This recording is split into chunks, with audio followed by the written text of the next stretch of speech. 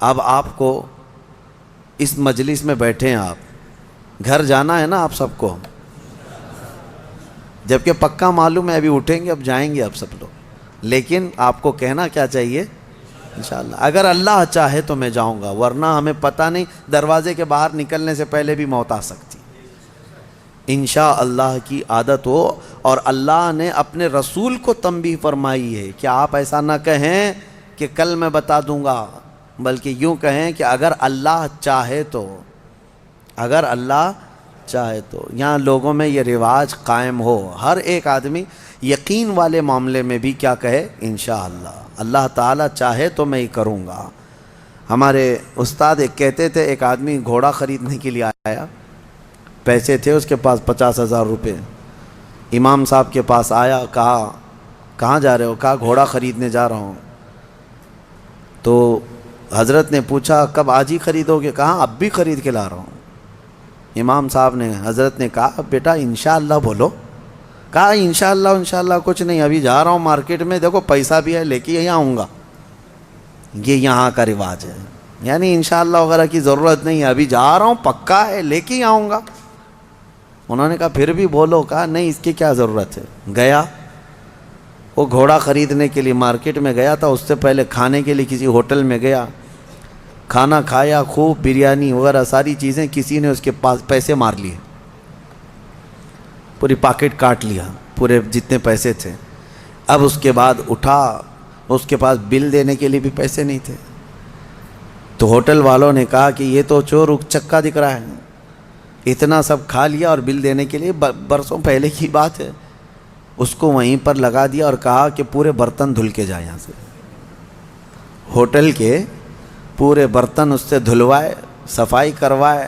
شام ہو گئی، کپڑے میلے تھے، کچیلے ہیں، پتہ نہیں کتنے ٹیبل صاف کیا، برتن دھویا، اور واپس منہ لٹکائے آیا۔ حضرت بیچ میں مل گئے امام صاحب، کہا کہاں ہے گھوڑا؟ تو اس نے کہا میں انشاءاللہ گیا تھا گھوڑا لانے، انشاءاللہ کھانا کھا رہا تھا، انشاءاللہ کسی نے پیسے چرا لیا، پھر انشاءاللہ ہوٹل والے نے جو ہے برتن منجوایا، پھر انشاءاللہ میں ٹیبل صاف کیا، پھر انشاءاللہ اب واپس آیا۔ اب تو ہر بات پہ انشاءاللہ۔ میرے عزیزو، یہ کوئی انشاءاللہ یہ محاورہ نہیں ہے، تکیہ کلام نہیں ہے، یہ یقین کو جتاتا ہے اللہ کی ذات سے آپ کا کتنا گہرا تعلق ہے۔ لٹ جانے کے بعد مت کہو، سب کچھ ہونے کے وقت بھی کہو کہ اگر میرا مولا چاہے۔ اسی طرح کی ایک روایت حضرت سلیمان علیہ السلام کے متعلق ہے، ان کی 100 بیویاں تھیں۔ انہوں نے ایک رات یوں کہا کہ آج کی رات میں اپنی ساری بیویوں کے پاس جاؤں گا، سب سے صحبت کروں گا، اور ہر ایک سے ایک مجاہد بیٹا پیدا ہوگا۔ لیکن انہوں نے انشاءاللہ نہیں کہا تھا۔ وہ گئے، رات ساری بیویوں سے ملاقات کی۔ اللہ کے نبی ہیں، نبی کی طاقت کو عام انسانوں سے کمپیئر نہیں کریں بہرحال، لیکن ان کے اس قول کا کچھ بھی نہیں ہوا۔ بعد میں ایک ہی بیوی سے ایک بیٹا پیدا ہوا، کمزور۔ روایتوں میں یہ فرمایا گیا کہ اللہ نے فرمایا اگر انشاءاللہ وہ کہتے، اللہ اگر چاہے تو رب تعالیٰ ساری چیزیں ویسی فرماتا جیسے انہوں نے کیا۔ بہرحال یہ تنبیہ کے لیے ہے، درس کے لیے۔ اب جب نبیوں کے لیے اللہ تعالیٰ نے یہ فرمایا ہے تو عام انسانوں کے لیے کیا ہے؟ خیر، آیتیں اتریں اور پھر اللہ نے بتا دیا اپنے محبوب کو روح کیا چیز ہے، اصحاب کہف کون تھے، ذوالقرنین کون ہے۔ یہ تینوں کے جوابات جو یہودی پوچھ کر کے پروپیگنڈا پھیلا رہے تھے کہ رسول کو نہیں پتہ ہے، اللہ نے قرآن میں یہ تینوں کے جوابات اتارے۔ روح اللہ کا ایک حکم ہے، اللہ کا نور ہے، اور اصحاب کہف اللہ نے فرمایا کچھ لوگ کہتے ہیں 5 تھے، 6 تھے، اور کچھ کہتے ہیں 7 تھے، 8واں ان کا کتا ہے۔ اے محبوب آپ فرما دیں ان کی صحیح تعداد اللہ ہی کو معلوم ہے۔ 7 لوگ تھے نوجوان، اور ذوالقرنین ان کے بارے میں پھر میں بتاؤں گا۔ اصحاب کہف کے بارے میں مختصر سی بات بتا دیتا ہوں۔ ایک بادشاہ تھا دقیانوس، وہ بادشاہ مرتد اس طرح کہ وہ آخرت کا بھی انکار کر رہا تھا، اور وہ اپنا ایک الگ دھرم چلا رہا تھا۔ عیسیٰ علیہ السلام کا دین پرانا ہو گیا، یعنی عیسیٰ علیہ السلام کے دین میں ہی یہ چیزیں ہو رہی تھی۔ تو وہ اس زمانے میں سب لوگ بت پرستی میں اور خدا کے انکار میں مبتلا تھے. تو 6-7 لوگ ایسے تھے جو بادشاہ کے سپاہیوں میں تھے یا وزیروں میں تھے یا الگ الگ تھے. یہ لوگ پوشیدہ طور پر اللہ ہی کی ذات پر یقین رکھتے تھے, ایمان رکھتے تھے, لیکن یہ ظاہر نہیں کر رہے تھے کہ ان کے بادشاہ مار ڈالے گا. لیکن کب تک اس طرح چھپ کر کے رہیں؟ تو یہ 7 لوگ یا 8 لوگ جتنی ان کی تعداد تھی, ایک جگہ یہ لوگ مل لیا اور کہا کہ ہم یہ شہر چھوڑ کر بادشاہ کی سلطنت سے دور چلے جاتے ہیں تاکہ ہمیں ہمارے دین پر آسانی سے عمل کا موقع ملے. وہ سب بادشاہ کو چھوڑ کر کے اچانک ایک دن رات کو طے کر کے نکلے. راستے میں ایک کتا ان کے ساتھ ہو گیا. انہوں نے کتے کو کہا کہ یہ کتا کہیں بھوکے گا تو ہم کو پکڑوا دے گا, اس کو چھوڑ دو. تو کتے نے فصیح زبان میں کہنا شروع کیا کہ میں بھونک کر پکڑوانے کے لیے نہیں بلکہ میں تمہاری حفاظت کے لیے ساتھ چل رہا ہوں. اللہ نے اسے زبان دی. یہ واقعہ موجود ہے. جب وہ لوگ نکلے بہت دور, آبادی سے بہت دور نکلے اور ایک غار میں جا کر کے انہوں نے آرام کی غرض سے پناہ لی, گئے اور سوئے. اب رب تعالیٰ فرماتا ہے فَضَرَبْنَا عَلَىٰ آذَانِهِمْ فِي الْكَهْفِ سِنِينَ عَدَدًا, ہم نے ان پر ایک لمبے سالوں تک نیند طاری کر دی. وہ سوئے تو سوتے رہ گئے. اب ہوا یہ کہ بادشاہ کو دوسرے دن کسی نے شکایت کی کہ 7 لوگ آپ کے وزیروں میں سے, سپاہیوں میں سے ایسے ہیں جو آپ کے دین پر نہیں, وہ اللہ پر ایمان رکھتے اور وہ شہر چھوڑ کر چلے گئے. بادشاہ نے ان کی تلاش جاری کروائی, کہاں ہیں ڈھونڈو. جب تلاش جاری ہوئی تو ایک چرواہے نے بتایا کہ ایک جگہ سے میں ان کو گزرتے ہوئے دیکھا, اس غار میں گئے. بادشاہ اپنے سپاہیوں کو حکم دیا کہ جاؤ اس غار میں دیکھو. دیکھا تو کچھ لوگ سوئے ہوئے تھے. بادشاہ نے کہا ان کی سزا یہ ہے کہ ان کے غار کے منہ پر دیوار بنا دو, ان کی قبر یہی ہو جائے, یہ باہر یہاں سے نہ نکل سکے. اس غار کے منہ کو دیوار چڑھا کر بند کر دیا گیا. یہ سزا تھی بادشاہ کی طرف سے کہ وہ میرے دین سے نکلے ہوئے لوگ ہیں. خیر سارے لوگ چلے گئے تو ایک چرواہے نے وہاں پر جو موجود تھا اس نے ان کی پوری تاریخ, ان کے نام لکھ دیے, یہ کون لوگ تھے, یہاں کیوں آئے تھے اور ان کے اوپر کیا سزا ہوئی. بات ہو گئی. یہ دقیانوس بادشاہ کا ظلم تھا, وہ لوگ چلے گئے. اب یہ لوگ سوتے رہے. قرآن میں ہے 309 سال تک سوتے رہے. 309 سال. اصل میں یہ 300 سال ہی ہیں, لیکن یہ جو سورج کے سال ہیں جن کو شمسی سال کہتے ہیں, جنوری, فیبروری, مارچ, اپریل, یہ شمسی سال ہیں, یہ سورج سے چلتے ہیں. اور قمری مہینے جو ہیں چاند سے چلتے ہیں, جو محرم, صفر, ربیع الاول, ربیع الاخر. اس میں اور اس میں فرق کیا ہوتا ہے معلوم ہے؟ ہر 100 سال پہ 3 سال کا فرق آ جاتا ہے. ہر 100 سال پہ 3 سال کا فرق آ جاتا ہے. یعنی اسلامی مہینے کبھی 29 کے ہوتے ہیں, کبھی 30 کے, کبھی 2 مرتبہ 29 کے ہو گئے. یہ جو چاند والے مہینے ہم ان کو اسلامی مہینہ کہتے ہیں, اصل یہ چاند کے مہینے, چاند ایسے چلتے ہیں.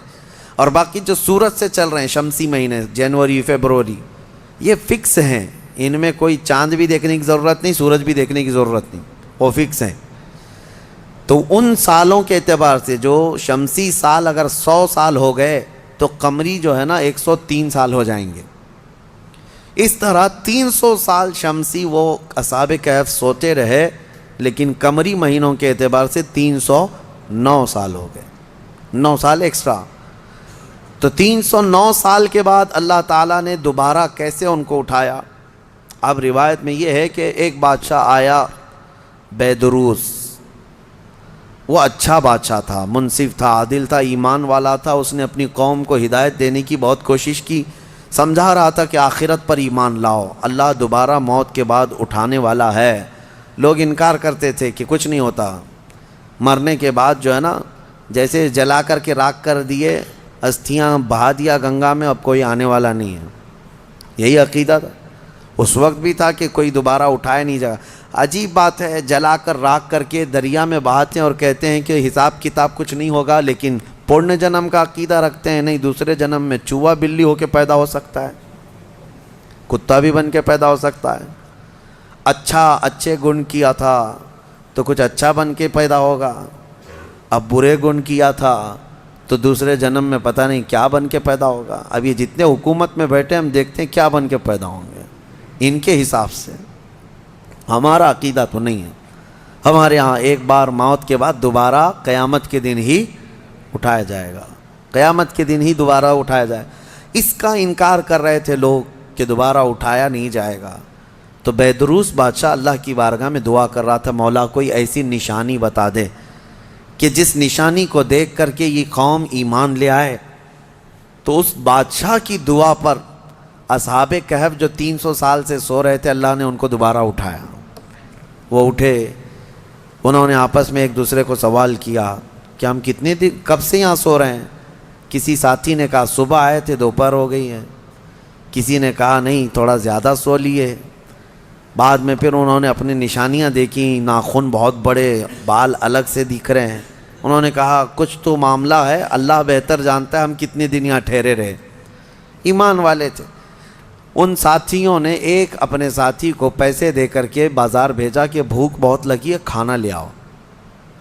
دیکھیں اللہ دوبارہ زندہ کر رہا ہے تو کھانے کی بھوک بھی ہے. انہیں بھیجا اور اس کو یہ کہہ کر کے بھیجا کہ خبردار کوئی بھی تمہارے اوپر نظر نہ ڈالے بادشاہ کی پولیس، کہ اگر وہ بادشاہ کو پتہ چل گیا تو ہم سب کو گرفتار کر لے گا. وہ 300 سال پہلے کی بات بول رہے ہیں. اس اپنے ساتھی کو بھیجا اور وہ چھپتے چھپتے شہر میں آیا اور کھانا لیا. کھانا لے کر کے اس نے پیسے دیا تو دکان والے نے دیکھا پیسے یہ کون سے 300 سال پہلے کے پیسے. ظاہر سی بات ہے حکومتیں بدلتی ہیں، سکے بدل جاتے ہیں. اس کی تو سب سے بہترین مثال ہمارے زمانے میں دیکھ لیا. آپ لوگوں کو تو یہ سب سمجھانے کی ضرورت نہیں. پرانی 500 کی نوٹ کہاں ہیں، 1000 کی نوٹ کہاں ہیں. حکومتیں جب چاہیں ڈی مونیٹائزیشن کرتی رہتی ہیں. بہرحال تو وہ سکے جو ہے دیکھ کر کے دکان والے نے پوچھا تھا اچھا وہ چاندی اور سونے کے ہوا کرتے تھے. پوچھا کہ یہ تمہارے ہاتھ کہاں سے آئے؟ کہا یہ میرے اپنے پیسے ہیں. دکان والا امانت دار تھا، اس نے دکان میں کھڑا کیا اور جا کے پولیس کو خبر کر دیا. پولیس کو خبر کر دیا اور کہا کہ میرے پاس ایک ایسا آدمی آیا ہے، لگتا ہے اس کے ہاتھ میں کوئی پرانا خزانہ ہاتھ میں آیا ہے، لہٰذا اسی لیے میں آ کر کے تم کو خبر دے رہا ہوں. اس زمانے کا کوئی بہترین ٹپر ہوگا وہ. جا کر کے پولیس کو پہلے سے ٹپ دے دیا. ہیں بہت سارے لوگ. اور مجھے تو افسوس اس بات کا ہوتا ہے کہ ہم پر یہ بلیم بھی کرتے ہیں کچھ بڑے لوگ کہ آپ کے محلے ٹپروں سے بھرے ہوئے ہیں. یعنی پولیس کو کہ مخبر جاسوس مسلمان محلوں میں بہت بھرے ہوئے ہیں. یہ سب دوسرے لوگ ہم سے کہتے بھی ہیں. خاص کئی لوگ اسی کام میں صبح و شام کر رہے ہیں. اب تو لوگوں کو شرم بھی نہیں آتی، فخر سے کالر چوڑا کر کے بولتے ہیں ہاں ٹپ دیتے ہیں، جاسوسی کرتے ہیں. کس کی؟ مسلمانوں کی. اللہ انہیں ہدایت عطا فرمائے.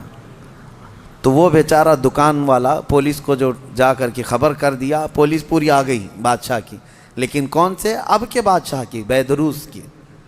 یہ اصحاب کہف میں سے جو لے کے کھانا لینے آئے تھے ان کو پکڑ لیا. کہا کہ تمہارے پاس یہ پیسے کہاں سے آئے؟ کہا یہ میرے اپنے پیسے ہیں، میرے اور بھی ساتھی وہاں انتظار کر رہے ہیں. بادشاہ کے سامنے لے کر کے حاضری پیشی کر دی پولیس نے. بادشاہ نے پوچھا یہ کیا ہے، کہاں سے آئے ہو؟ انہوں نے اپنا واقعہ بتایا. اس کرسی پر آپ تو نہیں، کوئی اور تھا. یہاں ہم جب گئے تھے کوئی اور تھا، اب آپ آئے ہمیں معلوم نہیں ہے. ہم یہاں سے اپنا ایمان بچا کر گئے تھے، ہم سوئے غار میں اور بھوک لگی تو کھانے کے لیے آئے. بیدروس کو معلوم تھا کہ ایک دقیانوس بادشاہ کے ظلم سے کچھ لوگ شہر چھوڑ کر گئے تھے اور ان کے غار پر دیوار بنا کر ان کی قبر بنا دی گئی تھی. جیسے ہی بیدروس کو یہ پتہ چلا کہ ان میں سے کوئی آیا ہے، کرسی چھوڑ کر اٹھا اور کہا لے چلو مجھے تمہارے ساتھیوں کے پاس. بادشاہ اپنی فوج کے ساتھ نکل پڑا اس غار کے پاس جہاں یہ لوگ سوئے تھے. اب غار میں موجود دوسرے ساتھیوں نے دیکھا تو کہنے پکڑا گیا ہمارا ساتھی، دیکھو پوری پولیس کے ساتھ آ رہا ہے. لیکن جب بادشاہ آیا دیکھا ان اصحاب کہف کو، دیوار پر ان کی پوری تاریخ بھی موجود ہے اور یہ زندہ سلامت بیٹھے ہوئے ہیں. سارے بادشاہ کے ساتھ پوری قوم جتنی تھی سب کے سب اللہ کی بارگاہ میں سجدے میں گر گئے کہ ہم ایمان لاتے ہیں مولا تو قادر مطلق ہے. 300 سال کی نیند کے بعد کسی بھی انسان کو جب اٹھا سکتا ہے تو مرے ہوئے راکھ میں گئے ہوئے انسان کو بھی اٹھانے پر اللہ تو قدرت رکھتا ہے. بے شک مولا میرا قادر ہے اور اسی لیے رب تعالیٰ نے قرآن میں فرمایا منہا خلقناکم وفیہا نعیدکم ومنہا نخرجکم تارۃ اخری۔ پتہ ہے یہ ہم دعا کہاں پڑھتے ہیں؟ ولیمے میں، کھانا کھانے کے وقت، قبرستان میں مٹی دینے کے وقت۔ ہاں کیوں پڑھتے ہیں؟ اس کا مطلب یہ ہے، اللہ فرماتا ہے ہم نے اسی سے تمہیں پیدا کیا، مٹی سے، اسی سے ہم نے تمہیں پیدا کیا، اور اسی میں ہم تم کو لے جائیں گے، اور اسی سے ہم تم کو دوبارہ اٹھائیں گے۔ مٹی دینے کے وقت ہر ایک کو یہ احساس ہونا چاہیے میں اسی سے پیدا ہوا ہوں، اسی میں جاؤں گا اور اسی سے پھر اٹھایا جاؤں گا۔ تو سارے سجدہ ریز ہوئے، ایمان لائے، اور پھر اصحاب کہف واپس اپنے غار میں گئے، پھر سو گئے، اور پھر ان کو لمبی نیند آئی، اور ایسی نیند آئی کہ آج تک سو رہے ہیں۔ حدیث پاک میں وہ ابھی بھی سو رہے ہیں۔ قیامت کے قریب اللہ ان پر صرف موت طاری کرے گا، ورنہ ابھی تک وہ سو رہے ہیں، اور ہر عاشورہ محرم کی 10ویں تاریخ کو وہ کروٹ بھی بدلتے ہیں۔ اصحاب کہف آج بھی سو رہے ہیں اپنے غار میں، اور قرآن میں اللہ نے فرمایا ان کے غار کو اللہ نے ایسا رکھا ہے کہ سورج بھی ان کے غار کے اوپر سے نہیں جاتا، سورج کی تیز روشنیاں ان کے اوپر نہیں آتی، وہ غار اوپر سے چھپا ہوا نہیں ہے، وہ کھلے میدان میں سوئے ہیں۔ سورج جب ان کے غار کے اوپر سے جاتا ہے تو دائیں ہو جاتا ہے یا بائیں ہو جاتا ہے، موسموں کے حساب سے سیدھے ان کے اوپر سے نہیں جاتا، موسموں کے تھپیڑوں سے اور سختیوں سے بھی اللہ نے ان کو محفوظ رکھا ہے۔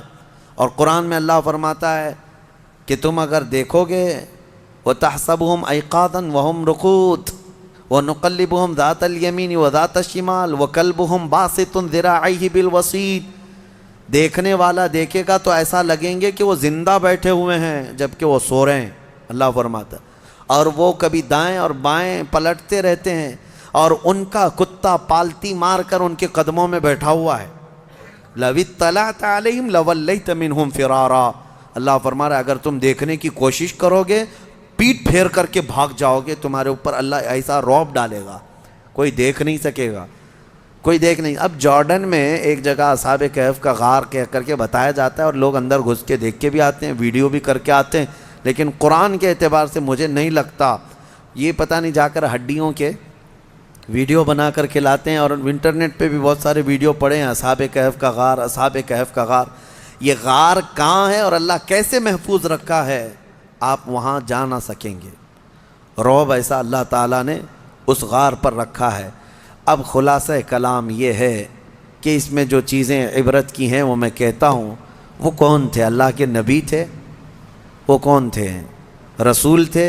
فرشتے تھے؟ نہیں، اللہ فرماتا انہم فتیۃ آمنوا بربہم، بس وہ نوجوان تھے جو اپنے رب پر ایمان لائے تھے۔ اگر نوجوان مضبوط ایمان لائیں، مولا صدیوں تک ان کی حفاظت فرماتا ہے۔